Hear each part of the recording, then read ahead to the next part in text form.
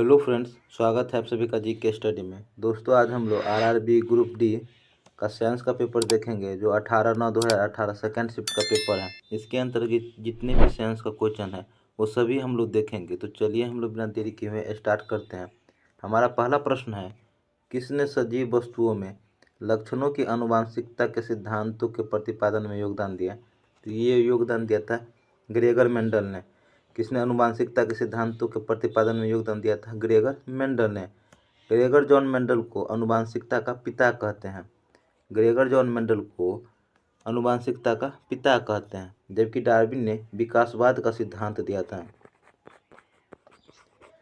Charles Darwin ने विकासवाद का सिद्धांत दिया था, जबकि ग्रेगर जॉन मेंडल ने आनुवंशिकता के सिद्धांत में प्रतिपादन में योगदान दिया था और मेंडल को आनुवंशिकता का पिता भी कहते हैं। आगे प्रश्न है, किस सैटेलाइट और पृथ्वी के बीच आकर्षण का गुरुत्वाकर्षण बल को तेजी प्रदान करता है? तो ये तेजी प्रदान करता है अभिकेंद्रीय बल। कौन प्रदान करता है? अभिकेंद्रीय बल। आगे है, हम मूत्र त्याग की उत्तेजना को नियंत्रित कर सकते हैं। तो ये नियंत्रित कर सकते हैं मांसपेशी मूत्राशय के तंत्रिका नियंत्रण में होने पर। हम मूत्राशय की उत्तेजना को नियंत्रित कर सकते हैं मांसपेशीय मूत्राशय के तंत्रिका नियंत्रण के द्वारा। मूत्र का पीला रंग यूडोक्रोम के कारण होता है। मूत्र का पीला रंग यूडोक्रोम के कारण होता है। आगे प्रश्न है, एनेलिडा वर्ग से संबंधित नहीं है। तो एनेलिडा वर्ग से संबंधित नहीं है एस्कैरिस। ऑप्शन नंबर ए, एस्कैरिस एनेलिडा वर्ग से संबंधित नहीं है। आगे प्रश्न है, दो फोकस दूरियों वाले लेंस का उपयोग किससे पीड़ित व्यक्तियों के द्वारा किया जाता है? तो ये किया जाता है मायोपिया और हाइपरमेट्रोपिया।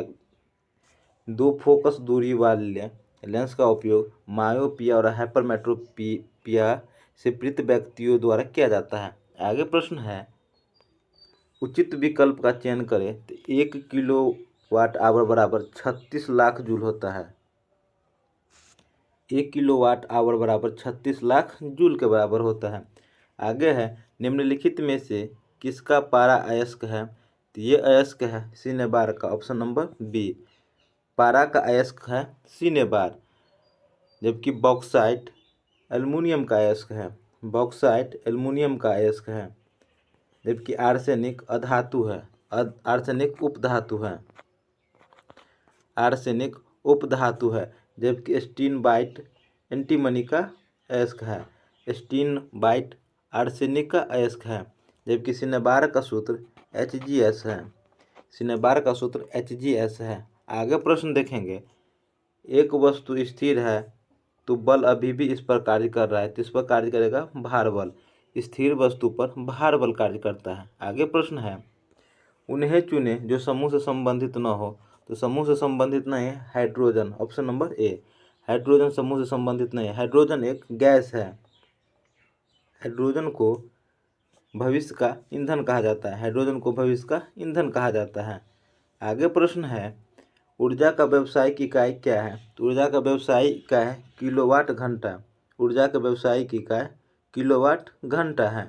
आगे प्रश्न है, किस पौधे के बीज में खाद्य भंडार के रूप में कार्य करता है? तो ये कार्य करता है बीजपत्र। बीजपत्र पौधे के बीज में एक खाद्य भंडार के रूप में कार्य करता है। आगे प्रश्न है, किसके कारण स्क्लेरेनकाइमा कोशिकाओं की दीवार मोटी होती है? तो ये मोटी होती है लिग्निन के कारण। ऑप्शन नंबर ए, लिग्निन के कारण स्क्लेरेनकाइमा कोशिकाओं की दीवार मोटी होती है। ऑक्सीजन का आणविक द्रव्यमान कितना होता है? तो इसका आणविक द्रव्यमान 32 होता है। ऑप्शन नंबर 2, ऑक्सीजन का आणविक द्रव्यमान 32 है। ऑक्सीजन की खोज सीले एवं प्रिस्टले ने किया था। सीले एवं प्रिस्टले ने किया था। ऑक्सीजन की खोज सीले एवं प्रिस्टले ने किया था। जबकि सल्फर का परमाणु संख्या 16 है। सल्फर का परमाणु संख्या 16 है।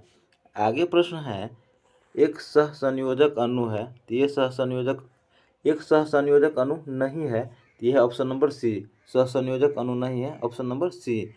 आगे है, 4 कार्बन परमाणु वाले हाइड्रोकार्बन के साथ जुड़ने वाला उपसर्ग है। तो ये उपसर्ग है but. Option number A, 4 carbon परमाणु वाले हाइड्रोकार्बन के साथ जुड़ने वाला उपसर्ग है ब्यूट। ब्यूट C4H10 है। ब्यूट C4H10 है। आगे प्रश्न है, दूध वाला ताज़े दूध में थोड़ा सा बेकिंग सोडा मिलाता है। ये बेकिंग सोडा मिलाता है दूध के अम्लीयकरण को रोकने के लिए। दूध में बेकिंग सोडा मिलाया जाता है दूध के अम्लीयकरण को रोकने के लिए। दूध की शुद्धता लैक्टोमीटर से मापी जाती है। दूध की शुद्धता लैक्टोमीटर से मापी जाती है। आगे प्रश्न है, किसी वस्तु को एक निश्चित ऊंचाई से भूमि पर गिराया जाता है। जब यह भूमि को छूती है तब इसमें गतिज ऊर्जा होती है। गतिज ऊर्जा का फॉर्मूला होता है हाफ mv²। गतिज ऊर्जा का फॉर्मूला होता है हाफ mv², जबकि स्थितिज ऊर्जा का सूत्र होता है mgh। आगे प्रश्न है, चालक तार की पीवीसी द्वारा कोटिंग करके किसको रोका जा सकता है? तो ये रोका जा सकता है शॉर्ट सर्किट को। ऑप्शन नंबर सी, चालक तार की पीवीसी द्वारा कोटिंग करके शॉर्ट सर्किट को रोका जाता है। आगे है, बादलों का सफ़ेद रंग किसके कारण दिखता है? तो ये दिखता है प्रकाश के प्रकीर्णन के कारण। बादलों का सफ़ेद रंग प्रकाश के प्रकीर्णन के कारण दिखता है। आगे प्रश्न है, निम्नलिखित में से कौन सी भारत की स्वदेशी निर्मित और विकसित लंबी दूरी की सबसोनिक क्रूज मिसाइल है? तो ये क्रूज मिसाइल है Nirbhaya. Option number D, Nirbhaya. जबकि नाग टैंकरोधी मिसाइल है। नाग टैंकरोधी मिसाइल है। जबकि पिनाका स्वदेशी रॉकेट प्रणाली है। पिनाका स्वदेशी रॉकेट प्रणाली है, जबकि नाग टैंकरोधी मिसाइल है। आगे प्रश्न देखेंगे, दूसरे आवर्त से संबंधित और मजबूत श्रृंखलन गुण वाले तत्व का इलेक्ट्रॉनिक विन्यास क्या होगा? तो इसका इलेक्ट्रॉनिक विन्यास होगा ऑप्शन नंबर डी। दूसरे आवर्त से संबंधित मजबूत श्रृंखलन गुण वाले तत्व इलेक्ट्रॉनिक विन्यास क्या होगा? 2 और 4। ये कार्बन का है। आगे है, 240 वोल्टेज और 0.6 एम्पियर धारा वाले विद्युत बल्ब का पावर क्या होगा? तो इसका पावर होगा, इसका फॉर्मूला होता है शक्ति बराबर होता है विभवांतर गुणे धारा। विभवांतर गुणे धारा। विभवांतर P बराबर हो गया 240 गुणे 0.6 से कट गया 144 वाट। P बराबर होता है VI। P बराबर VI। तो दोस्तों, हमारा 22 क्वेश्चन का सेशन कंप्लीट हुआ। ये सेशन आपको कैसा लगा हमें कमेंट करके जरूर बताइएगा।